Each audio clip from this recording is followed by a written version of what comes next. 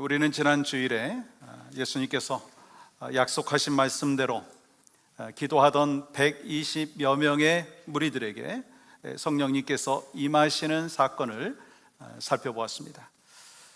그리고 120여 명의 그 무리들은 성령님께서 임하신 것에 대하여 들었고 보았고 말했습니다. 그렇다면 무엇을 들었고 무엇을 보았고 무엇을 말했습니까? 그들은 성령의 소리를 들었습니다. 불의 혀처럼 갈라지는 것이 각 사람 위에 임하는 것을 보았습니다. 그리고 성령 충만받고 난 뒤에 성령님께서 말하게 하심을 따라 각기 다른 언어로 예수 복음을 말하는 것을 직접 경험을 했습니다.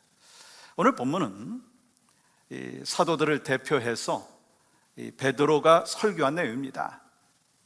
근데 그 회중들이 어떤 회중들입니까? 적대적인 그 마음을 갖고 있는 회중들이었어요. 대부분 회중들은 이 베드로와 무리들을 향해 가지고 세술에 취했다 그렇게 얘기하면서 조롱을 했습니다. 그런데 그들을 향하여 말씀을 전할 때, 설교할 때 그들의 마음이 찔려 어찌할꼬 라고 하는 탄식의 그 반응을 볼 수가 있죠. 참 놀라운 일 아닌가요? 더 놀라운 것은 이 베드로는요, 이 선교 원고를 갖고 지금 설교하는 것이 아닌 것 같아요. 또 자신의 생각을 막 정리해가지고 말한 것도 아닙니다. 이 성령님의 감동을 받아서 하나님께서 말씀하시는 그 말씀을 담대하고 강력하게 선포하고 있어요. 저는 지난 한 주간 동안 이 말씀을 묵상하면서 저 나름대로 한 주간 동안 열심히 설교 준비했거든요. 또 원고도 정성스럽게 준비를 했습니다. 그런 면에서 오늘 저의 설교를 듣고 몇 분이나 마음에 찔림이 있고 또 마음에 찔림이 있을 뿐만 아니라 어찌할꼬 탄식하며 회개할 것인가, 그런 두렵고 떨리는 마음이 있습니다. 아니, 제가 지금까지 수많은 설교를 했는데 이 몇 분이나 몇 사람이나 마음의 찔림을 받고 또한 탄식하며 회개했던 그런 역사가 있었을까 하는 그런 생각을 해봤습니다. 소망하는 마음이 있습니다. 이 시간 성령님께서 역사하여 주셔서 베드로처럼 한꺼번에 3,000명이 회개하고 돌아오는 역사는 없다 한다 할지라도 오늘 말씀을 받고 있는 여러분들 중에 단 한 분이라도 마음에 찔림이 오고 어찌할꼬 그 탄식하며 회개하는 역사가 있기를 간절히 소망합니다. 여러분, 사도행전에는 이 베드로의 설교가 4번이 나오는데요, 오늘 본문이 그 첫 번째 설교입니다. 14절은 이렇게 기록하고 있습니다. 베드로가 11사도와 함께 서서 소리를 높여 이르되 유대인들과 예루살렘에 사는 모든 사람들아, 이 일을 너희로 알게 할 것이니 내 말에 귀를 기울이라.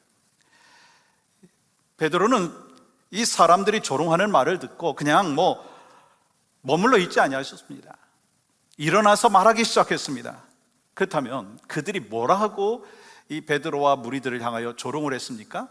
여러분, 12절과 13절의 말씀은 이렇게 기록을 하고 있습니다. 다 놀라며 당황하여 서로 이르되 이 어찌된 일이냐 하며 또 어떤 이들은 조롱하여 이르되 그들이 세술에 취하였다 하더라.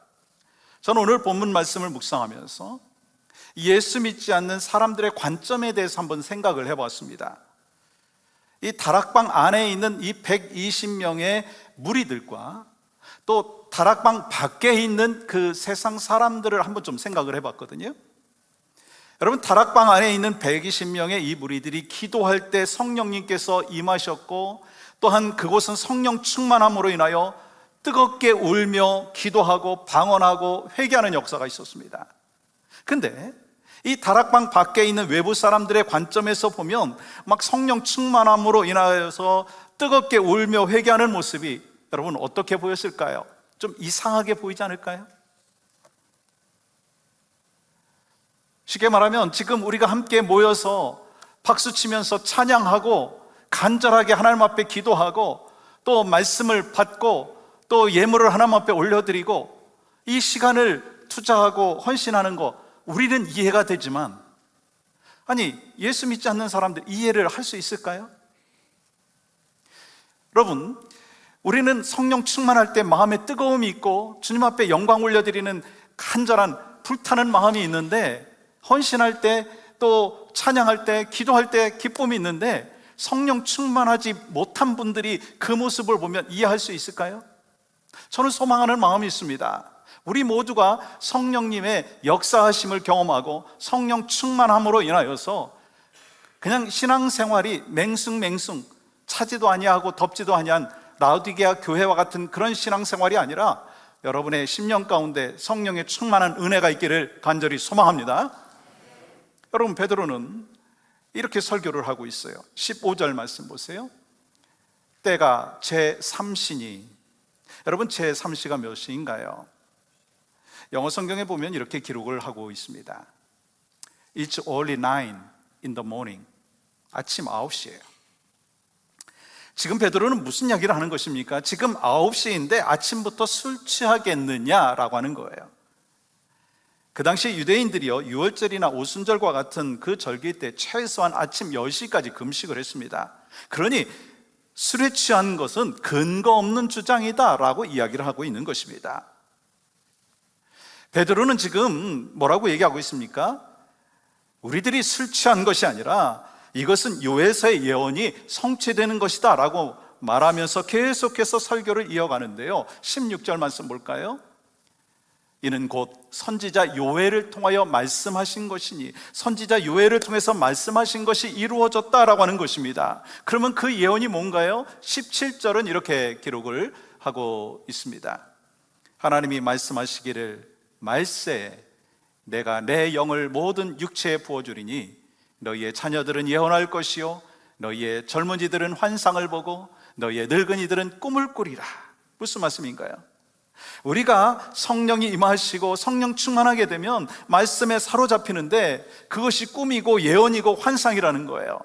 그리고 성령님께서 임하시면 모든 것이 보이고 모든 것이 뚫리고 하나님의 법칙이 이해가 되어지고 인생의 목적과 의미를 깨닫게 된다라고 하는 것을 말씀하는 것입니다. 그거는 나이나 성별이나 신분에 상관없이 모든 사람에게 주시는 하나님의 선물이다라고 하는 거예요.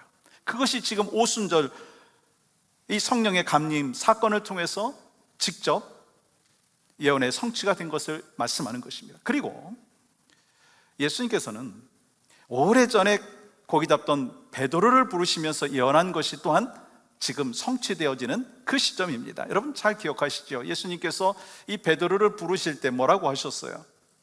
내가 너를 사람을 낚는 어부가 되게 하리라.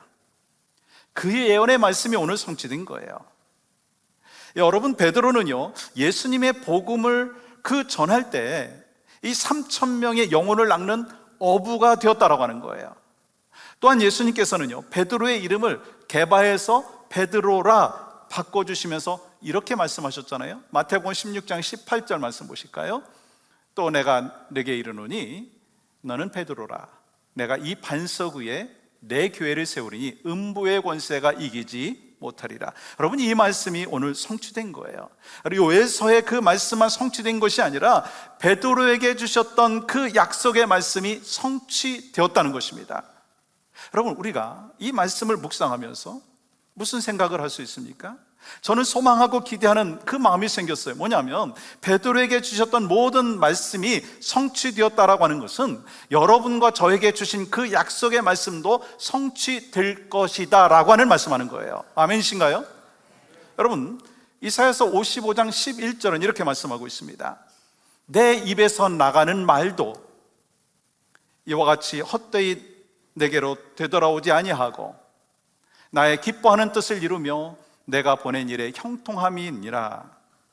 성령 충만은 바로 하나님께서 우리에게 주신 그 약속의 말씀을 성취하는 것이다라고 하는 거예요. 주님의 입에서 나가는 말씀은 반드시 성취된다는 사실을 또한 말씀하는 것이고, 욥기 23장 13절부터 15절까지는 또한 이렇게 기록하고 있습니다. 그는 뜻이 일정하시니 누가 등이 돌이키랴. 그의 마음에 하고자 하시는 것이면 그것을 행하시나니 그런즉 내게 작정하신 것을 이루실 것이라.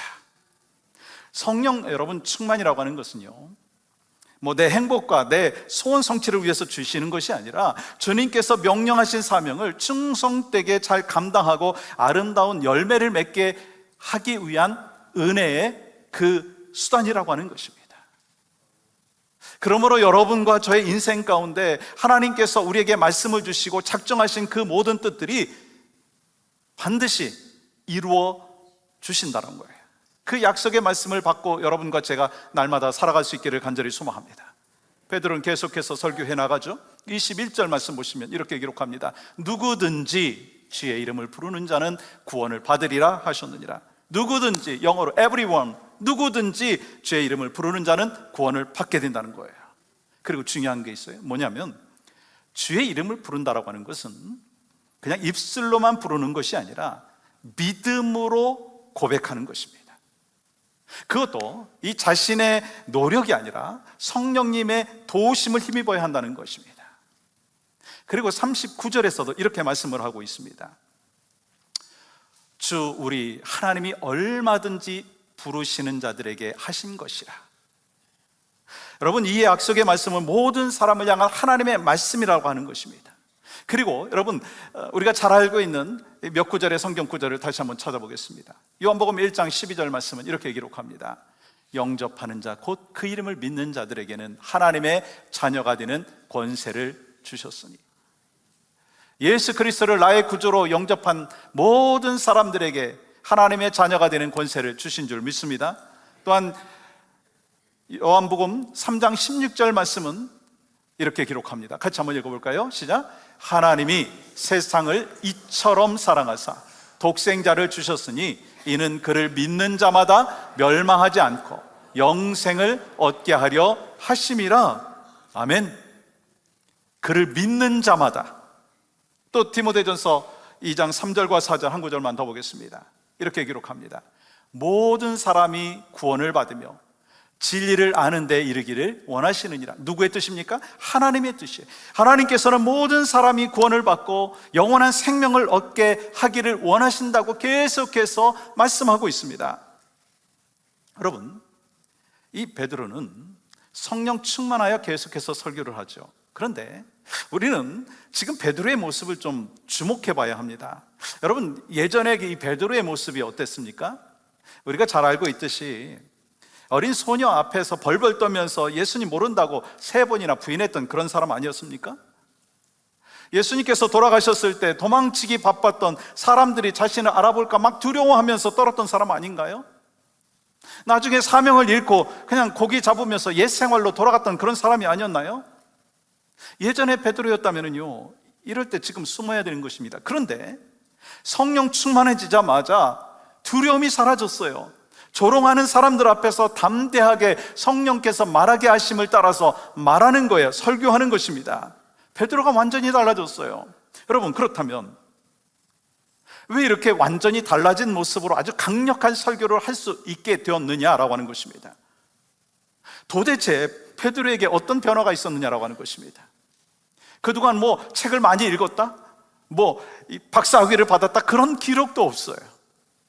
그의 인생에 그러면 왜 이런 변화가 있느냐라고 하는 것입니다.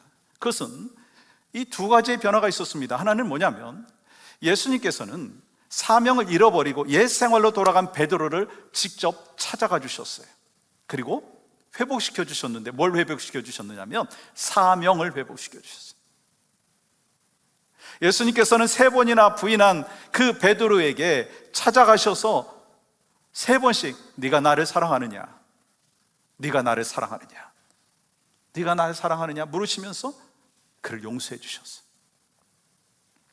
2번째는 베드로가 성령 충만을 사모하고 기다리다가 성령의 충만함을 받고 능력 있는 설교자가 되었어요.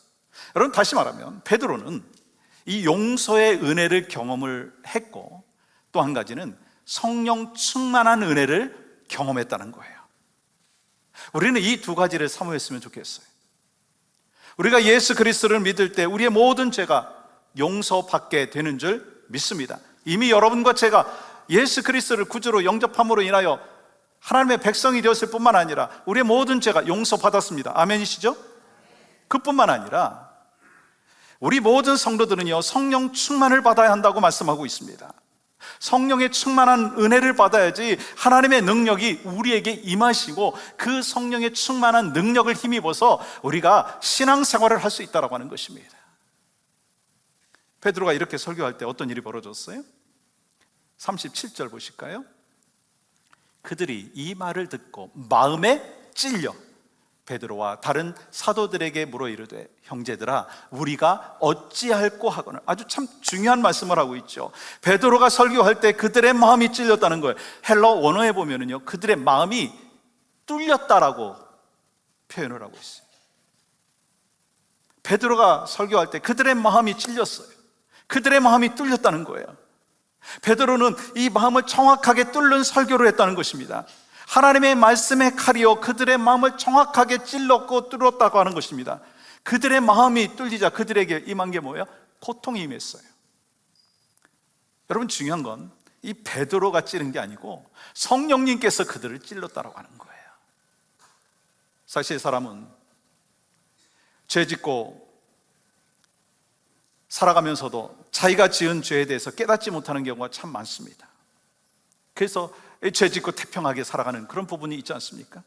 심지어 여러분, 우리가 잘 알고 있는 하나님의 마음에 합한 자라고 했었던 여러분 다윗조차도 바세바 사건 이후에 영적으로 무감각해져서, 물론 영적으로 무감각해지니까 그 사건이 있었겠죠.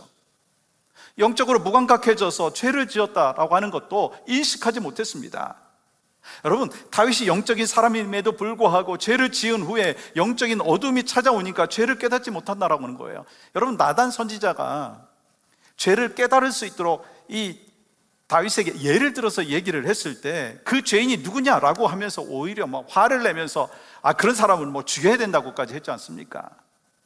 이와 같이 인간은 자신의 죄에 대해서 아주 둔합니다. 이건 여러분만의 문제가 아니고 저의 문제이고 우리 모두의 문제입니다. 또 다른 사람의 잘못에 대해서는요 아주 예민합니다. 다른 사람의 죄에 대해서 엄격하고 분노하고 정죄합니다. 그래서 그런 상황을 뭐라고 얘기하죠? 내로남불의 전형적인 모습 아닌가요? 나에 대해서는 참 관대해요. 그런데 다른 사람에 대해서는 참 각박하다라고 하는 거예요. 그러면서 자기에게도 동일한 죄가 있다라고 하는 것을 깨닫지 못한다는 것이죠. 그러나 여러분, 복음을 알고 영적으로 깨어있게 된다면 자신이 얼마나 심각한 죄인인가라고 하는 것을 깨닫게 된다는 거예요. 왜요? 성령님께서 그들의 마음을 찔러주시기 때문에. 여러분과 저의 마음을 성령께서 찔러주시고 뚫어주시면 깨달음이 있고 각성이 있다고 하는 거예요. 성령님께서 지금 이 시간 여러분과 저의 마음을 찔러주시기를 간절히 소망합니다. 여러분, 모든 설교를 받으실 때 어떻게 받아야 되느냐? 나를 향한 표적 설교라고 하는 것으로 여러분 받으셔도 좋아요. 어떤 분은요, 목사님이 나에게 나를 향해서 표적 설교를 했다 라고 해가지고 상처받은 그런 분들이 있을 수 있습니다. 그런데 여러분 잘 아셔야 됩니다. 말씀을 받으면서 주님은 나를 타겟으로 해서 말씀하시는 것이지 막연하게 다른 사람을 향하여 주시는 말씀이라고 받게 된다면 은혜를 받을 수가 없어요. 이분 설교자도 오늘 본문을 묵상하고 또한 묵상하면서 이거는 나에게 향하신 말씀이고 나를 타겟으로 해서 주님이 주시는 말씀이라고 하는 것을 받을 때 깨달음이 있고 은혜가 있고 변화가 있는 거예요. 마찬가지예요. 우리 모든 성도들께서 이 말씀을 받을 때 나를 향한 표적 설교다라고 하는 생각을 하셔야 되는 거예요. 아니 여러분, 내가 찔림을 받아야지 누가 찔림을 받는 거 거기에 대해서 관심이 있는 게 우선이면 되겠습니까? 바로 여러분과 제가 말씀을 받으면서 나를 찔러주시는 은혜, 나를 타겟으로 해서 말씀하시는 그 은혜, 그래서 말씀을 들으면서 성령께서 내 마음을 찔러주시고 나의 마음을 뚫어주신다라고 하는 그 마음을 갖고 말씀을 받고 말씀을 묵상하고 날마다 살아가실 수 있는 여러분과 제가 되기를 간절히 소망합니다. 저는 종종 성도들에게 이런 질문합니다. 여러분 신앙생활 하시죠? 여러분 신앙생활 왜 하십니까? 그 어떤 분들은 이렇게 대답합니다. 네, 마음의 안정과 평안을 위해서 합니다. 물론 궁극적으로 신앙생활을 하면서 마음의 안정이 있고 평안이 있어요. 여러분 아멘이신가요? 아니, 고개만 끄덕하지 마시고. 그렇습니까? 아닙니까? 여러분, 신앙생활하면서 마음에 평안과 안정이 있으십니까? 아멘이셔요. 여러분, 그런데 기독교 신앙은 참된 평안과 안정을 주기 전에 마음에 찔림이 있고 불편해야 된다는 거예요. 어찌할꼬 회개하는 마음이 있어야 된다는 거예요. 여러분, 기독교는 결코 사람들에게 달콤한 말로 평안할 것이라고 하는 그 종교를 이야기하는 것이 아닙니다. 불편한 진리를 알려준다는 거예요. 그래서 말씀을 통해서, 또 강단에서, 또 성경 공부를 통해서, 성도의 교제를 통해서 당신 정신 차려야 됩니다. 한 번 죽는 것은 우리에게 정한 것이니 또 결산날이 있다라고 하는 것을 분명히 기억하고 살아가야 됩니다 라고 하는 그 진리의 말씀을 선포할 때 우리는요, 찔림이 있어야 되고 깨달음이 있어야 된다는 것입니다. 그러면서 어찌할꼬 탄식하면서 우리가 내 자신을 바라보면서 어떻게 주님의 뜻에 합당한 삶을 살 것인가 라고 하는 것을 결단해야 된다라고 하는 것이죠. 그러한 삶의 모습이 바로 여러분과 저에게 있기를 원합니다. 또 38절 말씀 보시면 아주 중요한 키워드가 4개가 나오는데, 이 말씀 속에 이렇게 기록하고 있습니다. 베드로가 이르되 너희가 회개하여, 회개라고 하는 단어, 각각 예수 그리스도의 이름으로 세례를 받고, 세례라고 하는 단어, 죄사함을 받으라. 죄사함, 그리하면 성령의 선물을 받으리니. 기독교의 핵심 단어가 뭡니까? 회개, 세례, 죄사함, 성령이 나오고 있어요.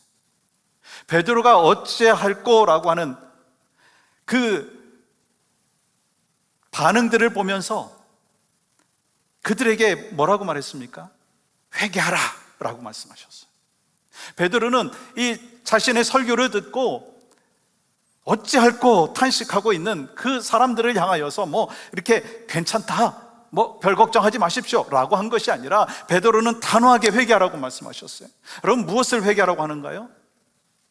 하나님의 독생자 예수 그리스도를 믿지 아니하고 십자가에 못 박아 죽인 죄를 회개하라고 하는 것입니다. 근데 그럼 여러분과 저는 이미 회개하고 죄사함 받았잖아요. 그래서 여러분과 저는 구원받은 하나님의 백성입니다. 아멘이신가요?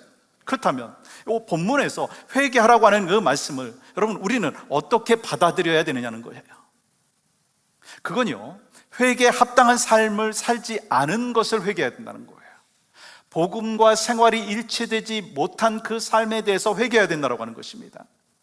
즉 말씀대로 살지 못한 것을 회개해야 된다는 거예요. 왜요? 회개 없는 신앙생활, 회개 없는 구원은 없기 때문이에요. 그렇기 때문에 회개 없이 죄 가운데 살다가 언젠가 주님 앞에 섰을 때 반드시 심판받게 될 것이다 라고 하는 것을 기억하시기 바랍니다. 근데 회개의 중요한 것은요, 그 죄를 슬퍼하고 인정할 뿐만 아니라 죄를 버리고 그 죄로부터 돌이키는 것까지 포함되는 거예요. 그래서 회개의 정확한 의미는 뭐냐면 유턴, 방향을 전환하는 거예요. 그냥 몇 방울 눈물을 흘리고 한 몇 번 뭐 회개 기도했다, 그게 다가 아니고 방향 전환, 유턴, 과거에 잘못된 그 모든 생활에서 돌아서는 것을 이야기하는 것입니다. 그러므로 여러분과 저는 주여 주여만 하는 것이 아니라 아버지의 뜻대로 행하는 믿음의 여정을 걸어갈 수 있기를 간절히 소망합니다. 근데 여러분, 베드로는 단지 회개하라고 말하지 아니하고 성령을 선물로 받으라 라고 말씀하셨어요. 무슨 말씀인가? 회개할 때 성령을 선물로 주신다는 거예요. 마찬가지로 오늘 이 시간 성령께서 우리에게 성령의 충만을 주셔야지 우리의 마음에 찔림이 있다는 거예요. 저는 설교를 많이 하고 있고 여러분은 설교를 많이 듣지 않습니까? 근데 이 설교 준비를 하고 설교를 하면서, 설교를 여러분은 들으면서 성령님께서 도와주지 아니하시면 마음에 찔림이 없다는 거예요. 마음에 뚫림이 없다는 거예요. 여러분, 그러면은요, 우리의 삶의 변화도 없고 하나님 앞에 기쁨과 영광을 올려드릴 수가 없다라고 하는 것입니다. 바로 여러분에게 회개하여 죄사함 받고 성령 충만 받는 은혜와 복이 날마다 더해질 수 있기를 간절히 소망합니다. 이 베드로는 설교를 듣고 그 어떻게 반응하고 있는지 그 모습을 볼 수 있었는데요, 여러분 41절과 42절 말씀 보시면 이렇게 기록하고 있어요. 그 말을 받은 사람들은 세례를 받음에 이날에 신도의 수가 3,000이나 더하더라. 그들이 사도의 가르침을 받아 서로 교제하고 떡을 떼며 오로지 기도하기를 힘쓰니라. 여러분, 세례 받으셨습니까? 세례 받으셨습니까? 근데 오늘 말씀해 보니까 이 초대교회 성도들이요, 세례 받고 난 후에 뭘 했는지를 말씀하고 있어요. 뭘 했습니까? 사도의 가르침을 받았어요. 서로 교제하고 떡을 떼었어요. 오로지 기도하기에 힘썼다라고 하는 것입니다. 그리고 기도에만 힘쓴 것이 아니라 가르침을 받는데도 힘쓰고, 성도들끼리 서로 교제하는데도 힘쓰고, 함께 음식을 떼는데도 힘썼다는 거예요. 사랑하는 여러분, 하나님의 말씀을 배우는데 힘쓰기를 간절히 소망합니다. 성도의 교제를 또한 하기 위해 힘쓰기를 간절히 소망합니다. 여러분, 우리가 지금 모여서 공동체 예배를 드리지 않습니까? 이 공동체 예배를 드리고 나면 그 다음에 드리는 예배가 있어요. 그 예배가 뭐죠? 삶의 예배를 드리게 됩니다. 그러면 이 공동체 예배가 중요합니까? 삶의 예배가 중요합니까? 여러분, 두 가지가 균형이 있을 때 건강한 크리스찬의 삶이 있다고 하는 거예요. 그래서 성경 공부 클래스가 있는 것이고, 목장이 있는 것이고, 선교회가 있는 거예요. 이 삶의 예배를 드리면서 서로의 신앙을 나누고 서로 격려하고 또 축복해주는 그 공동체의 삶의 모습이 있어야 되는 것입니다.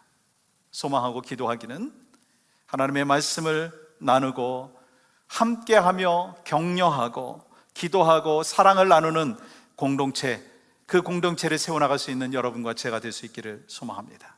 그때 43절, 44절, 45절의 역사가 있다는 거예요. 이렇게 기록하고 있습니다. 사람마다 두려워하는데 사도들로 말미암아 기사와 표적이 많이 나타나니 믿는 사람이 다 함께 있어 모든 물건을 서로 통용하고 또 재산과 소유를 팔아 각 사람의 필요를 따라 나눠주며, 성령 충만하게 되니까 더 이상 물질의 지배를 받지 않는다는 거예요. 하나님 나라를 위해서 물질이 필요하면 물질을 쓰는 것이고 지갑을 열었다라고 하는 거예요.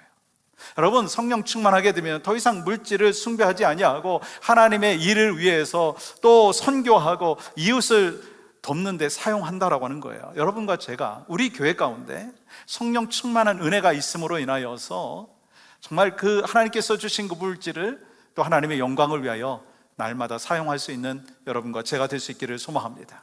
또한 46절과 47절은 이렇게 기록합니다. 우리 같이 한번 읽겠습니다. 시작. 날마다 마음을 같이하여 성전에 모이기를 힘쓰고 집에서 떡을 떼며 기쁨과 순전한 마음으로 음식을 먹고 하나님을 찬미하며 또 온 백성에게 친송을 받으니 주께서 구원받는 사람을 날마다 더하게 하시니라. 성령 충만하게 되니까 사람들에게 칭찬을 받았다는 거예요. 여러분, 오늘날 사람들이 이렇게 말합니다. 왜 교회 다니는 사람이 그렇습니까? 여러분, 왜 교회 다니는 사람이 그 모양입니까? 라고 하는 질문을 하잖아요. 그 해답이 뭘까요? 성령 충만하지 못하기 때문인 거예요.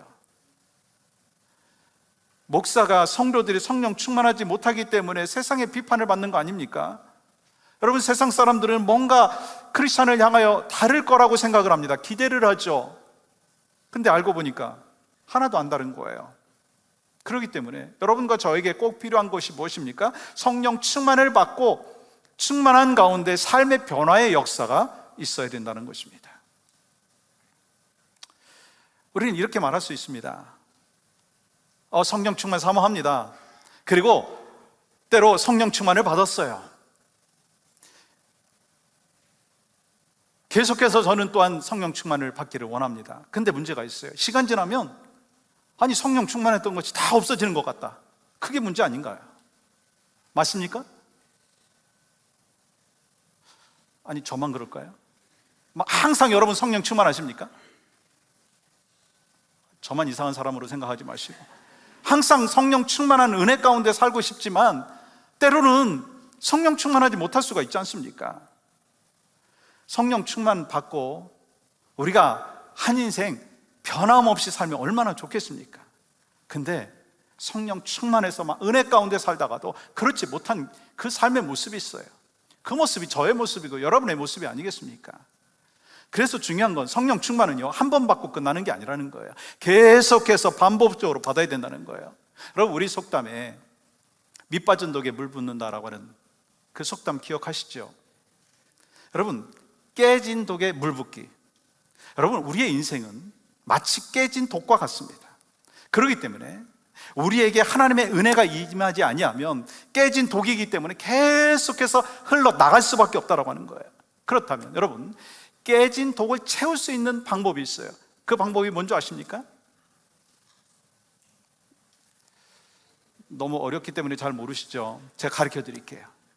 깨진 독에 물이 계속해서 채워질 수 있는 거는요, 계속해서 불어 넣으면 되는 거예요. 계속해서 넣으면 물이요 나가지만 또 채워지는 거예요. 또 더 좋은 방법이 뭔지 아세요? 물 속에 집어넣으면 되는 거예요. 그러면 항상 그 밑빠진 독에도 물이 채워지는 것입니다. 마찬가지예요. 여러분과 저의 삶 가운데 한번 성령 충만 받았다고 나 영원할 거다 착각하지 마십시오. 여러분과 저는요 깨진 항아리와 같은 존재입니다. 그렇게 연약한 존재라고 하는 것입니다. 그래서 여러분과 저에게 필요한 게 뭡니까? 주님 앞에 성령 충만을 사모하면서 기도해야 된다는 거예요. 주님, 제가 깨진 독입니다. 다시 한번 하나님의 은혜를 사모합니다. 성령 충만한 은혜를 하나님이 사모합니다. 성령 충만한 은혜를 더하여 주시옵소서. 그래서 우리가 신앙생활하면서 성령의 충만한 은혜를 경험하지 아니하면 말씀드린 대로 라우디게아 교회와 같이 차지도 아니하고 덥지도 아니한 미지근한 저 사람이 크리스찬인지 아닌지 헷갈릴 수 있는, 혼동될 수 있는 삶을 산다라고 하는 거예요. 그 모습이 저의 모습일 수도 있고 여러분의 모습일 수 있습니다. 그러니까 주님이 오늘 또 말씀하여 주시는 거예요. 성령 충만을 사모하시기를 간절히 소망합니다. 성령의 충만한 은혜가 임하였을 때 우리에게 참된 지혜가 있고 참된 기쁨이 있고 성령 충만할 때 시와 찬미와 신령한 노래를 부르게 되는 거예요. 성령의 충만한 은혜가 있을 때 범사에 감사하는 삶을 살게 된다는 것입니다. 그러므로 우리 모두가 항상 성령의 충만함을 사모하며 간절히 기도할 수 있기를 소망합니다. 그리해서 늘 성령 충만한 삶을 살아가면서 승리하는 인생, 그 인생이 바로 여러분과 저의 인생 될 수 있기를 주님의 이름으로 간절히 축복합니다.